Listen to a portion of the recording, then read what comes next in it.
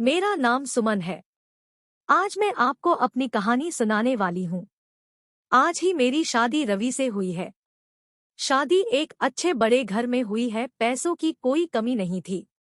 मैं और मेरे पिता अपने आप को बड़े खुशकिस्मत मानते थे कि हमें ऐसा घर मिला है। सभी रिश्तेदार भी कह रहे थे कि सुमन के तो भाग खुल गए, किस्मत वाली है। हम लोग उनके मुकाबले कुछ भी नहीं है।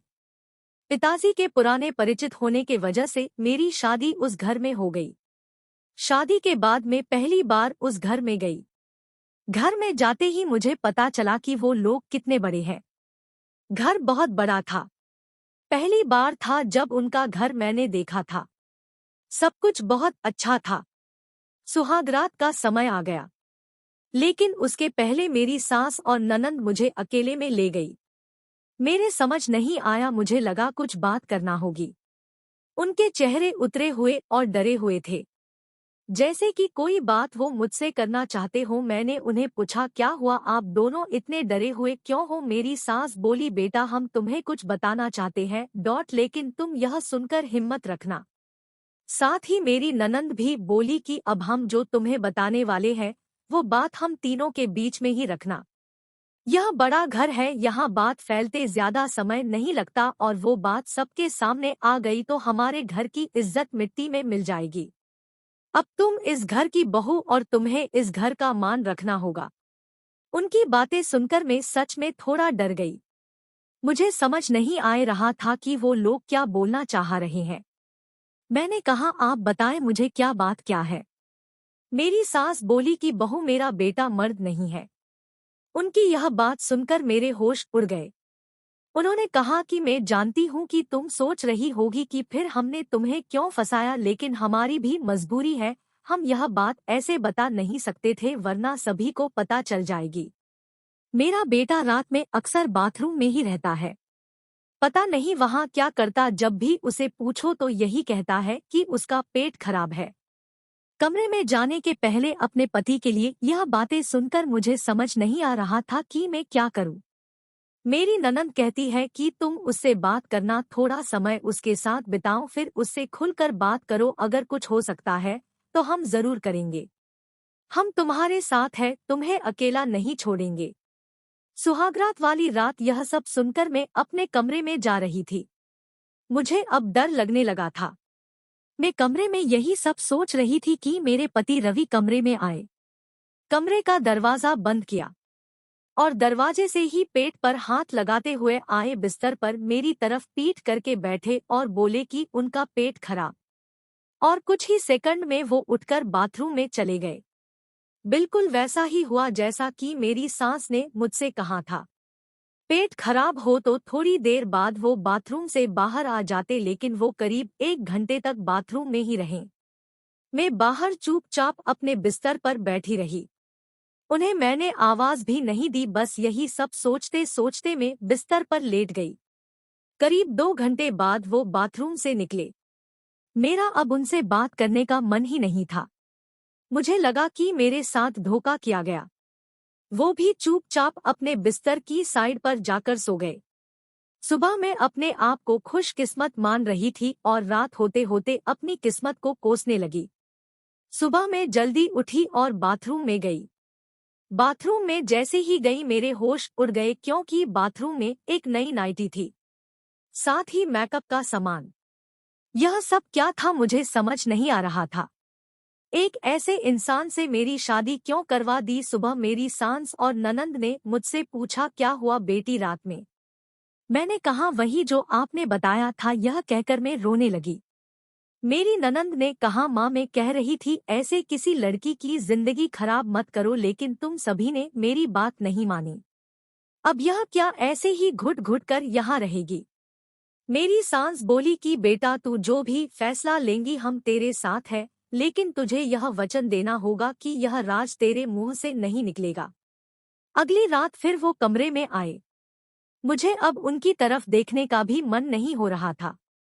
मैं चुपचाप अपना बिस्तर करके अपनी साइड पर सो गई, क्योंकि अब बात करने को रखा क्या था। उन्होंने भी अभी तक कुछ बात नहीं की, उसकी वजह भी मैं जानती थी। थोड़ी देर वो बिस्तर पर बैठे रहे और फिर उठकर वो बाथरूम में चले गए। मैं समझ गई थी कि वो क्या करने गए हैं। थोड़ी देर बाद बाथरूम से चीजें गिरने की आवाज आने लगी। कुछ टूटने की थोड़ी देर बाद आवाज रुकी और इस बार वो जल्दी ही बाथरूम से बाहर आ गए। आकर बिस्तर पर सो गए। हमारे बीच कोई बात नहीं हो रही थी।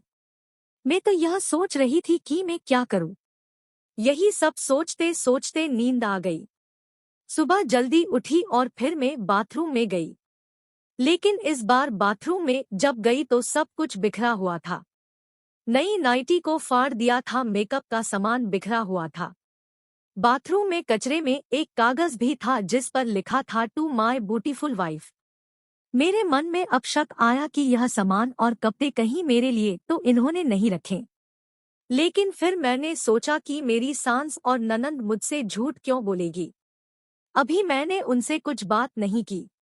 सुबह मेरी सास और ननंद फिर मुझसे सहानुभूति जता रही थी। मुझे उनकी बातों से लगा कि वो चाहती है कि मैं रवि को छोड़कर इस घर से चली जाऊं। मुझे अब मेरी सास और ननद पर शक हुआ। मैंने घर की पुरानी नौकरानी से बात की। मैंने बातों बातों उससे पूछा कि रवि कैसे है। वो बोले कि वो तो बहुत सीधे है। उनकी माँ और बहन तो चाहती थी कि उनकी शादी उनके बहन के पति के रिश्तेदार से हो। बहन और माँ तो बहुत कोशिश की लेकिन उनके पिता नहीं माने और उनके दोस्त के परिचित यानी आपसे शादी करवा दी। वो दोनों तो आपकी शादी के खिलाफ थे। कई दिनों तक घर में विवाद भी होता था लेकिन तुम्हारे पति रवि ने कहा कि पापा जो बोले वही करते हैं। मुझे अब पता चल गया था कि मेरी सास और ननंद मुझे क्यों भगाना चाहते थे, इसलिए उन्होंने मुझसे झूठ कहा था। उन्होंने शायद रवि को कुछ कहा होगा। रात अब मैं रवि से बात करने का इंतजार कर रही थी। वो कमरे में आए तो उनका मुंह तो उतरा हुआ था। यह पहली बार था जब मैं उनसे बात करने वाली थी। उनके आते ही मैंने कहा, आप मुझसे कुछ बात करना चाहते हैं। वो बोले, अब बात करने को रखा क्या है। पापा का विश्वास था कि वो घर अच्छा है, इसलिए मैंने माँ और बहन की ना सुनकर तुमसे शादी की और तुमने सच छिपाया। मैंने बोला, क्या सच? सच कि तुम मुझसे शादी नहीं करना चाहती थी। तुम्हारी जिंदगी में अभी भी कोई और है, यह बात तुमने ही तो माँ को बताई थी। घर की इज्जत और पापा के कारण मैं चुप हूँ, कुछ कदम नहीं उठा रहा। और मैंने भी देख लिया, सुहागरात रात जिंदगी में बहुत स्पेशल होती है।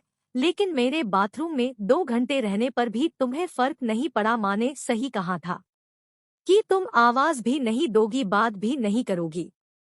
मैंने बोला, बाथरूम में रुकने को उन्होंने कहा था। और वो कपड़े और मेकअप वो मेरी बहन ने रखा था। कहाँ था? पहली रात का गिफ्ट है, तुम्हारे लिए बाथरूम में रखा था। मैं उठकर उनके पास गई और उन्हें कहा, आपको पता है उन्होंने मुझे क्या कहा? फिर मैंने उन्हें सारी बात समझाई। कहा कि वो चाहते थे हम दोनों में गलतफहमी हो और हम अलग हो जाए, ताकि वो जो चाहते हैं वो पूरा हो जाए। उन्हें गुस्सा आया लेकिन मैंने कहा, नहीं, अब हम इस बात को यही खत्म करेंगे और किसी को कुछ नहीं कहेंगे। उस रात मेरी सारी परेशानी और गलतफहमी दूर हो गई। वो थी मेरी सही मायने में सुहागरात। अगली सुबह मेरी सास और ननद ने मुझसे पूछा कि मेरा क्या फैसला है, मैं क्या करने वाली हूँ। मैंने कहा कि मैं आप दोनों को माफ करके एक नई शुरुआत करना चाहती हूँ। आपको मुझसे कोई शिकायत नहीं होगी, मैं एक बहुत अच्छी बहू बनकर दिखाऊंगी। मेरे चेहरे पर मुस्कान देखकर उनके चेहरे उतर गए। ननंद तो उसी दिन अपने घर चली गई। आपको यह कहानी कैसी लगी कमेंट कर हमें जरूर बताएं। इसी तरह की अच्छी कहानियां आप यहाँ पढ़ सकते हैं।